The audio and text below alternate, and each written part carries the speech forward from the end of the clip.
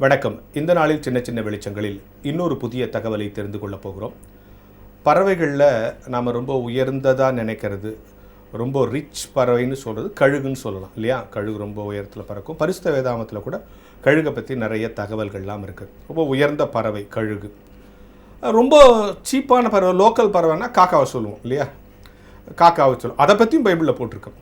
இப்போ செய்தி என்னென்னா, அந்த கழுகை பற்றியும் காக்காவை இணைச்சி உங்களுக்கு ஒரு இன்னைய சிந்தனையை சொல்ல போகிறேன். என்னென்னா, இந்த காக்கா இருக்குல்ல, இது எப்போவுமே இந்த கழுகு கிட்ட தான் வம்புக்கு போகுமா. கழுகு எவ்வளோ உயர்ந்த பறவை, எத்தனை சிறப்பம்சங்கள் கொண்டது.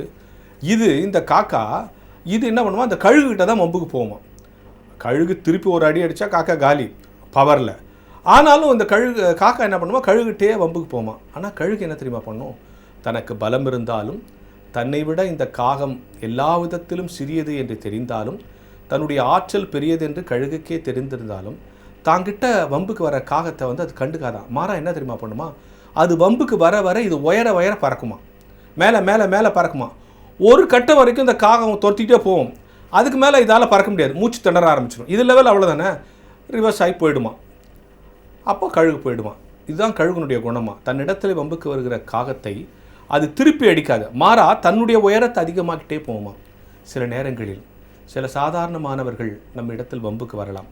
தேவையில்லாமல் அவர்களுக்கு பதில் சொல்லிக்கொண்டு, அவர்களுக்கு மீண்டும் அவர்களோடு சண்டை போட்டுக்கொண்டு தர்க்கித்து கொண்டிருப்பதை விட, நாம் நம்முடைய உயரத்தை அதிகரித்து கொண்டே போனால் காலப்போக்கில் அந்த காக்காய்கள் காணா போயிடும். இதுதான் இந்த சம்பவத்திலிருந்து தெரிந்து கொள்ள விஷயம். ஆனால் காகங்கள் துரத்துக்கிறது வருத்தப்படாதீங்க. நீங்கள் மாறா உங்கள் உயரத்தை அதிகமாகிட்டே போங்க. ஒரு கட்டம் வரைக்கும் தான் அந்த காக்காவால் வர முடியும்.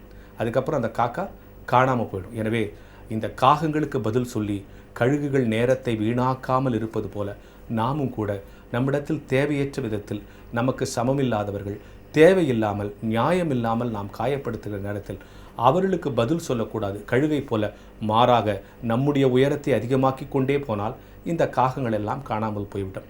இதில் என்னென்னா, இந்த செய்தியை சொன்னோடனே எல்லாரும் தங்களை கழுகா நினச்சிக்கிட்டு, இந்த ஆள்லாம் எனக்கு காக்கா அப்படின்னு நீங்கள் மனசுக்குள்ளே நினச்சிப்பீங்க. அதுதானே இயல்பு.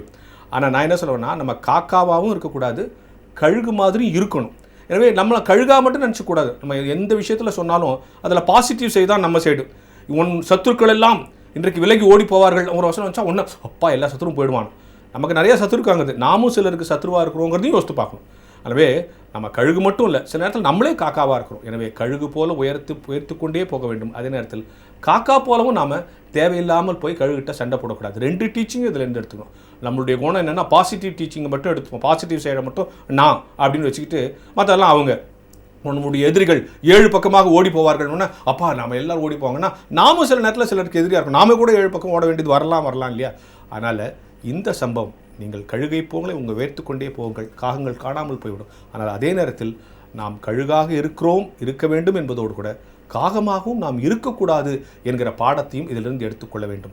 தேவையில்லாதவர்களுக்கு பதில் சொல்லி நேரத்தை வீணாக்கதை விட உங்கள் உயரத்தை அதிகரித்து கொண்டே போங்கள்.